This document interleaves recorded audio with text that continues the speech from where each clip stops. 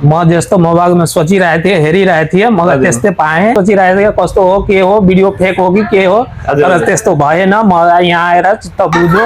काम ठुलो सानो केही हुँदैन। दाइले चाहिँ आफ्नो एकदमै यहाँ हाम्रो डेली रोजगार चटपटे बेच्नुहुन्छ र आफ्नो मेहनतको पैसा जम्मा गरेर है हाम्रो भिडियोहरू रेगुलर हेर्नुहुन्थ्यो र आफ्नो फ्यामिलीको खुसी नै सबभन्दा ठुलो कुरा हो। फ्यामिलीलाई लिएर आउनु भयो र मलाई भन्नुभयो दाइ तपाईँको भिडियो म हेर्थेँ रेगुलर र यही फ्रिज वाल्टनको हाम्रो मन पराउनु भयो, जुन हामीले अहिले ग्लास टपमा ल्याएको छौँ 190 लिटरको।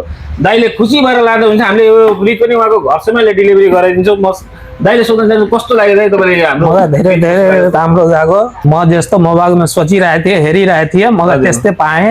म त सोचिरहेको थिएँ कस्तो हो, के हो, भिडियो फेक हो कि के हो, तर त्यस्तो भएन। मलाई यहाँ आएर चित्त बुझ्यो, सबै थोक मिलेको कुरा भेट्यो।